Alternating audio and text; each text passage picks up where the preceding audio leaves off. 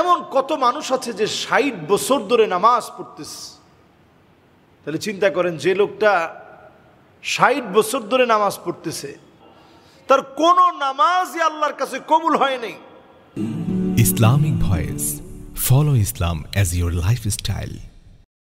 আমরা যারা অনেকেই গুরুত্ব সহকারে নামাজ পড়ি, এমন অনেক নামাজি আছে নামাজ পড়ার পরেও এই নামাজ সওয়াবের কারণ না হয়ে বরং তার নামাজটা আল্লাহর কাছে কবুল হবে না। প্রতিনিয়ত নামাজ পড়ার পরেও নামাজের স্বাদ অনেকের মিলবে না। আবু হুরায়রা রাদিয়াল্লাহু তাআলা আনহু তিনি বলছেন, এমন অনেক মানুষ আছে, ইন্নার রাজুলা লা ইউসাল্লি ৬০ সানা, এমন কত মানুষ আছে যে ৬০ বছর ধরে নামাজ পড়তেছে। তাহলে চিন্তা করেন, যে লোকটা ৬০ বছর ধরে নামাজ পড়তেছে, বালেগ হওয়ার পরে ধরেন সে ১৫ বছরে বালেগ হয়েছে, এরপর থেকে নামাজ পড়া শুরু করছে, তাহলে লোকটার বয়স যদি ৭৫ হয় তাহলে ৬০টা বছর ধরে নামাজ পড়তেছে। আবু হুরায়রা রাদিয়াল্লাহু তাআলা আনহু বড় আফসোস করে এই জায়গাতে বলছেন, ওয়ালা তুকবাল মিনহু সালাতুহু লা ইউতিম্মা রুকুআহা ওয়ালা সুজুদাহা ওয়ালা কিয়ামাহা ওয়ালা খুশুআহা। কেন তার নামাজ আল্লাহর কাছে কবুল হবে না? এই জন্য কবুল হবে না, লা তুকবাল মিনহু সালাতুহু, তার কোন নামাজই আল্লাহর কাছে কবুল হয় নাই। ৬০ বছরের নামাজ কেন কবুল হয় নাই? লা ইউতিম্মা রুকুআহা ওয়ালা সুজুদাহা, কারণ তার রুকুটা পরিপূর্ণভাবে রুকুতে সে সময় দেয় নাই।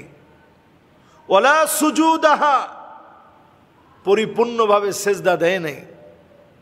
ওয়ালা কিয়ামাহা, ভালো করে সে কিয়ামটা করে নাই। ওয়ালা খুশুআহা, নামাজের ভিতরে কোনো খুশু খুদু ছিল না। এখন এই আরবি শব্দ বলার কারণে অনেক সময় আমরা বুঝি না যে খুশু খুদুটা কি। খুশু নামাজের ভিতরে বিনয়ী হওয়া। বিনয়ী হওয়ার অর্থ কি?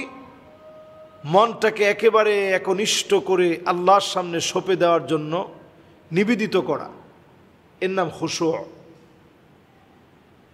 আর খুদু মানে নড়াচড়া না করা। অনেকে দেখবেন নামাজে তেলাওয়াত করতেছে, নড়তেছে, আলহামদুলিল্লাহি রাব্বিল আলামিন আর রহমানির রহিম মালিকি ইয়াউমিদ্দিন। এটা খুশু, এর পরে হচ্ছে খুদু। এই খুদু এর একবার সম্পূর্ণ বিপরীত। নামাজের ভিতরে নড়াচড়া করা যাবে না, একেবারে স্ট্যান্ড বাই থাকতে হবে। আলহামদুলিল্লাহি রাব্বিল আলামিন আর রহমানির রহিম মালিকি ইয়াউমিদ্দিন। এই খুশু খুদু যদি নামাজের ভিতরে না থাকে, ৬০ বছরে আপনার নামাজ আল্লাহর কাছে কবুল হবে না। এর পরের বক্তব্যটি সাইয়্যিদুনা ওমর রাদিয়াল্লাহু তাআলা আনহুর। ওমর রাদিয়াল্লাহু তাআলা আনহু বলছেন, ইন্নার রাজুলা লা ইউশিবা ফিল ইসলাম, ইসলামের জন্য চুল পাকিয়ে ফেলেছে। সুবহানাল্লাহ, ইসলামের জন্য কম করেন নাই, চুল পাকিয়ে ফেলেছেন, আপনি বৃদ্ধ হয়ে গেছেন। ওয়ালাম ইউকমিলিল্লাহ রাকআতান ওয়াহিদা, একটা রাকাত নামাজ আল্লাহ তার কাছ থেকে কবুল করেন নাই। আপনি সাধারণ কথা মনে করছেন, ইসলামের জন্য চুল পাকিয়ে ফেলেছেন, একটা রাকাত নামাজ আল্লাহ তাআলা আপনার কাছ থেকে কবুল করেননি। কেন? কারণ কি? সাথে সাথেই সাথের লোকেরা প্রশ্ন করলেন, কাইফা ইয়া আমিরুল মুমিনিন, আমিরুল মুমিনিন, এটা কেমনে হয়? লোকটা সারা জীবন নামাজ পড়লো, আল্লাহ তাআলা এক ওয়াক্ত নামাজ কবুল করলো না।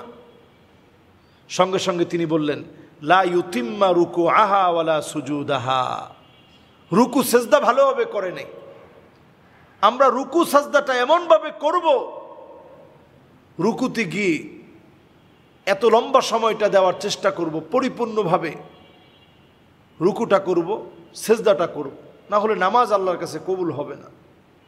যত নামাজ পড়েন লাভ হবে না। একই বিষয় ইমাম গাজালি আলাইহির রাহমাহ তিনি বড় চমৎকার কথা বলছেন। তিনি বলছেন ইন্নার রাজুলা লা ইয়াসজুদু সাজদা।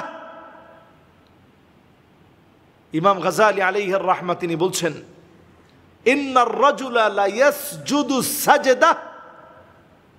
যখন কোনো ব্যক্তি আল্লাহকে সেজদা করে, সেজদা দেয়, ইয়াযুন্নু আন্নাহু তাকাররাব বিহা ইলাল্লাহি সুবহানাহু ওয়া তাআলা, সে ধারণা করে এই সেজদা দেওয়ার মধ্য দিয়ে আমি আল্লাহর নৈকট্য অর্জন করব। এই ধারণা থেকেই সে আল্লাহকে সেজদা দেয়। এই ধারণা থেকে যখনই আল্লাহকে সেজদা দেয় আল্লাহর নৈকট্য অর্জন করব, কিন্তু সেজদার মধ্যে গিয়ে সেই লোকটা আল্লাহকে ভুলে যায়। ওয়া ওয়াল্লাহি লাউ ওয়াজাআ যানবা হাযিহি সাজদা, এই সেজদা দেওয়ার সময় যে গুনাহগুলো সে করছে সে যদি বুঝতো আলা আহলি বালদাতিহি লাহালাকু, পুরা এলাকার মানুষের মধ্যে যদি তার গুনাহটা ভাগ করে দেওয়া হতো পুরা এলাকার মানুষ ধ্বংস হয়ে যেত। আপনি সেজদা দিলেন, ওই অবস্থায় আপনি আপনার সেজদায় যে গুনাহগুলো করছেন পুরো মানুষ এলাকার ধ্বংস হয়ে যেত। সঙ্গে সঙ্গে ওনাকে প্রশ্ন করা হলো যেটা কিভাবে একটা লোক সেজদা দেওয়ার পরেও এত বড় গুনাহের শামিল কেমন করে হয়? ইমাম গাজালি রাহিমাহুল্লাহ তিনি বলছেন ইয়াসজুদু বিরাসিহি, সে তার মাথা দিয়ে সেজদা করে বাইনা ইয়াদাই মাওলাহু, তার মাওলার সামনে, তার আল্লাহর সামনে, তার সবচেয়ে বড় আপন মালিকের সামনে সেজদা করে।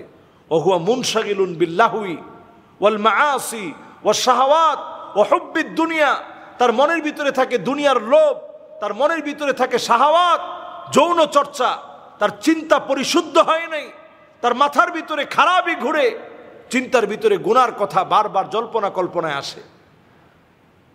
ওই লোকটার সেজদায় যেতে যেতে যে গুনাহগুলো করছে ওই গুনাহ ভাগ করে দিলে একটা এলাকা ধ্বংস হয়ে যেত। ইমাম গাজালি রাহিমাহুল্লাহ বলছেন রাসূল করিম সাল্লাল্লাহু আলাইহি ওয়াসাল্লাম এত লম্বা সেজদা দিতেন, আম্মা জান বলতেন ইয়া রাসূলুল্লাহ আনতা লা তানাম, আপনি কি ঘুমাবেন না? নবীজি তিনি বলতেন মাদা জামানুন নাওম, আমার ঘুমের জামানা শেষ হয়ে গেছে। আর আমরা মনে করি এখন তো যৌবন, এখনই ঘুমাইতে হবে, এখন তো আমার তারুণ্য, এখনই ঘুমাতে হবে। আমরা মনে করি এখন তো সবে মাত্র চাকরি নিলাম, একটু সময় পেলে একটু ঘুমিয়ে নিই।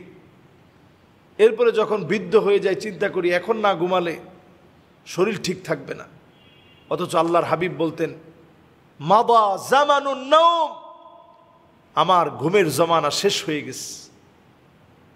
সম্মানিত মুসল্লিয়ানে কেরাম, আমরা এই কথাগুলো দিয়ে এটি বোঝাতে চাই নবী আলাইহিস সালাতু ওয়াস সালাম তিনি নামাজের ভিতরে দাঁড়িয়ে আজিজুন কাজিজিল মিরজাল, ফুটন্ত পানির মতো টকবক করতো, ভিতরে কান্নার আওয়াজ বের হতো, এত পরিমাণ কাঁদতেন। নামাজের সাথে মনোযোগী হন, না হলে এই নামাজ আল্লাহর কাছে গ্রহণ হবে না। ৬০-৭০ বছর নামাজ পড়েছেন, জান্নাতে যাওয়ার কথা, সেখানে জাহান্নাম আমার ঠিকানা হবে। নামাজের মনোযোগ ফিরিয়ে আনুন। যারা নিয়মিত নামাজ পড়ছেন না, ইনশাআল্লাহ এই আলোচনাটা মনোযোগ নিয়ে শুনুন, আল্লাহ আপনার নামাজের মনোযোগ ফিরিয়ে দিবে।